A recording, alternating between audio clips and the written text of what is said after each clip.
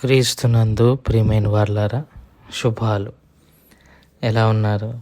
బాగున్నారా? నిన్నటి దినము ఎలా గడిచింది?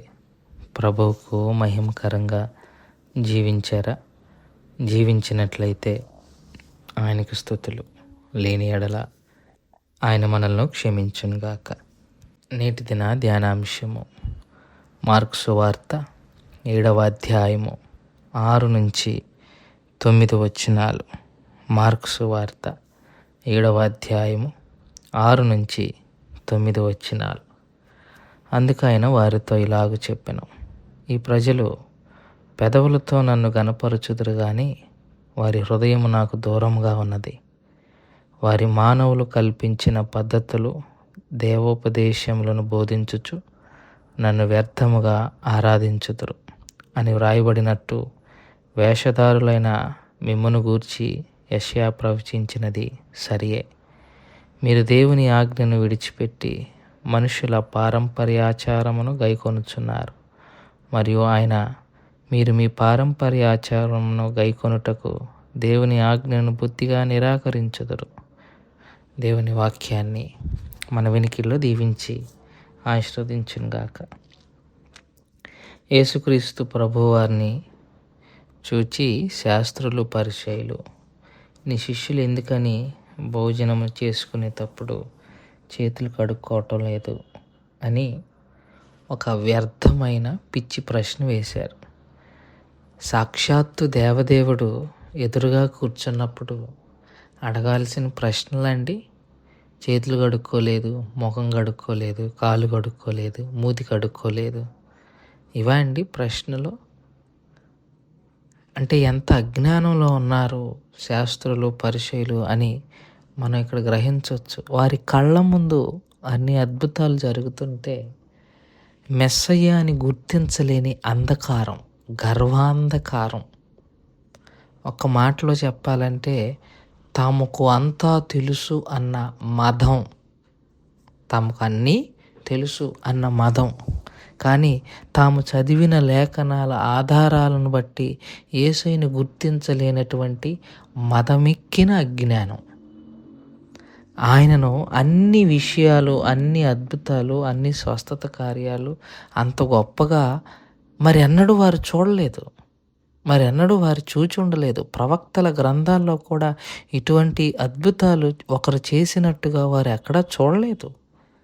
మరి అటువంటి వారు యేసు ప్రభు వారు జరిగిస్తున్నారని చూచినప్పుడు దాన్ని గ్రహించలేకపోతున్నారు అని అంటే మరి తమకు అన్నీ తెలుసు అన్న గర్వాంధకారమే కదా.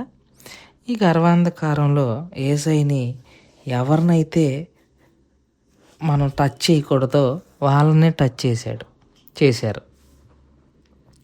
ఎందుకు మీ శిష్యులు చేతులు కడుక్కోవట్లేదని అంటే అసలు వాళ్ళ సమాధానం చెప్పటం మానేసి యెషయా గ్రంథాన్ని కోట్ చేసి ఆ యెషయా గ్రంథంలో చెప్పబడిన వాళ్ళు మీరేరా అంటున్నాడు. ఇంతకీ యెషయా గ్రంథము ఏం కోట్ చేయబడింది? యెషయా గ్రంథము 29వ అధ్యాయం 13వ వచనంలో ఉన్న మాటలు, పెదవులతో నన్ను ఘనపరచుదురు గాని వారి హృదయములు నాకు దూరముగా ఉన్నాయి. మానవులు కల్పించిన పద్ధతులు దేవోపదేశములను బోధించుచు నన్ను వ్యర్థముగా ఆరాధించుదురు అని వ్రాయబడినట్లు వేషధారులైన మిమ్మును గూర్చియే, మీలాంటి వాళ్ళ గురించే రా బాబు యెషయా భక్తుడు చెప్పాడు అని యేసయ్య వాళ్ళని అడిగిన ప్రశ్నలు పక్కన పెట్టి ఈ సమాధానం చెప్తున్నాడు. మరంతే, యేసయ్యని పక్కన పెట్టి పిచ్చి ప్రశ్నలు అడిగినప్పుడు ప్రశ్నలకు ఆయన ఎందుకు సమాధానం చెప్పాలి? అందుకే వాళ్ళకి చెప్పాల్సిన రీతిలో వాళ్ళ స్టైల్లో వాళ్ళకి సమాధానం చెప్పాడు. నిన్న దినానే మాట్లాడుకున్నాం. పారంపర్యాచారాలు అనేవి మనుషులు కల్పించినవి. అవి ప్రస్తుత నేటి యూదులు అది ధర్మశాస్త్రం అనుకొని భావిస్తూ రాస్తుంటారు. చెప్పాను కదా నిన్న, మిష్నా అని, తాల్ముద్ అని వాళ్ళకు కొన్ని ఉంటాయి. అవి కామెంట్రీస్ అనొచ్చు, లేఖన భాగానికి కామెంట్రీస్ అనొచ్చు. కామెంట్రీస్ మీద ఎక్కువ ఇంపార్టెన్స్ ఇస్తున్నారు, వ్యాఖ్యానాల మీద ఎక్కువ ఇంపార్టెన్స్ ఇస్తున్నారు కానీ వాక్యానికి ఇంపార్టెంట్ ఇవ్వటం లేదు. సో పారంపర్యాచారాలు పాటిస్తే దేవుణ్ణి ఆరాధించేసినట్టు అనుకుంటున్నారు. దేవుడు దాన్ని వేషధారంతో పోలుస్తున్నాడు. మనుషుల పారంపర్య ఆచారాలను బేస్ చేసుకొని ఆరాధన చేయటము ఆరాధనే కాదు.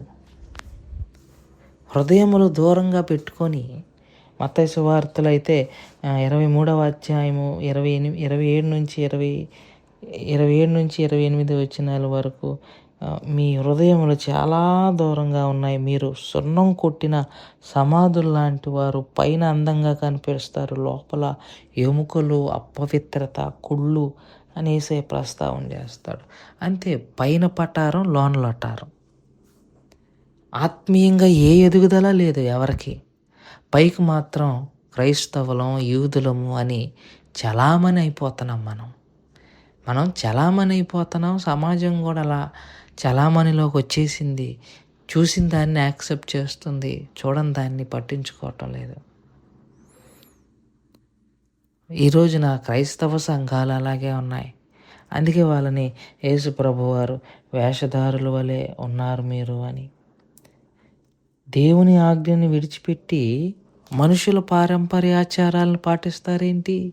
దేవుని ఆజ్ఞలేంటి? 10 ఆజ్ఞలు.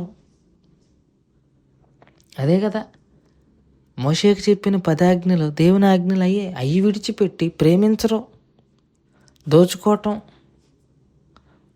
వ్యభిచరించటం, నరహత్య చేయటం. ఆ రోజుల్లో కూడా పదవుల పిచ్చులు ఉన్నాయి వాళ్ళకు కూడా. ఆ పదవుల పిచ్చితో చంపుకున్నారు ఒకరినొకరు.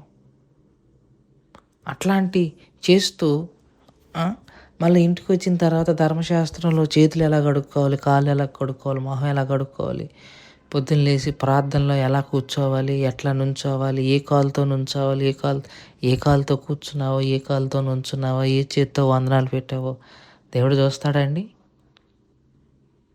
చూడరు కదా. కాబట్టి ఈ ఉదయకాల సమయంలో ప్రియమైన వారలారా, మనుషుల పారంపర్య ఆచారాలను ఆచరిస్తూ దేవునికి దూరముగా ఉండే వారి వేషధారణ చూచి యేసయ్య వారికి సమాధానం చెప్పటం ఇష్టపడలా. డైరెక్ట్గా యెషయా గ్రంథాన్ని చూపించి ఒక కోట్ తీసుకొచ్చి మీలాంటి వాళ్ళ కోసమే అది చెప్పింది అన్నాడు. నిజమే, అది వాళ్ళకే కాదు మనలాంటి వాళ్ళకి కూడా. ఆదివారం అయితే చర్చికి వద్దాము, చర్చిలో కూర్చుంటే ఆశీర్వాదాలు, ప్రార్థనలో కూర్చుంటే ఆశీర్వాదాలు అంటే కానీ హృదయంలో దేవుని విషయంలో హృదయపూర్వకమైన ఆరాధన లేదు. హృదయపూర్వకమైన దైవ ఆరాధన ఒక్కరి జీవితాల్లో కూడా కనిపించడం లేదు.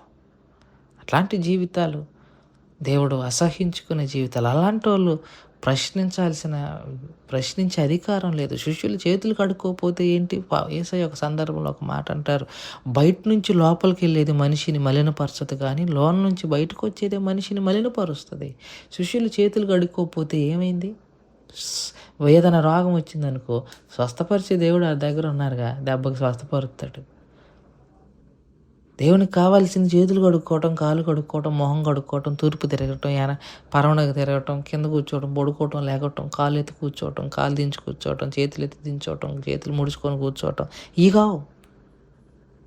నీ హృదయం కావాలి, నా హృదయం కావాలి. ప్రభు ఆశిస్తుంది అది. ప్రభు కోరుకుని పారంపర్యాచారాలు శుక్రవారం, శనివారం, ఆదివారం క్రమం తప్పకుండా రావద్దంటలా. అది భక్తి కాదు, అది ఆరాధన కాదు, అది దేవుని మహింపరచడం కాదు.